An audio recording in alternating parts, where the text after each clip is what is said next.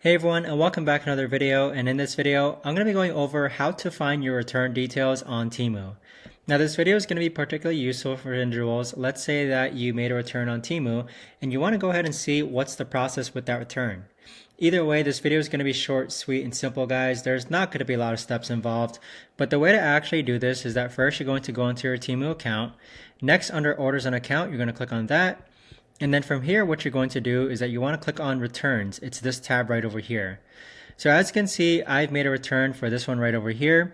But the way this actually works is that you want to click on return details, and then you'll see that you'll able to get the proof of refund sent by Temu, and you could also see view the details of the refund as well.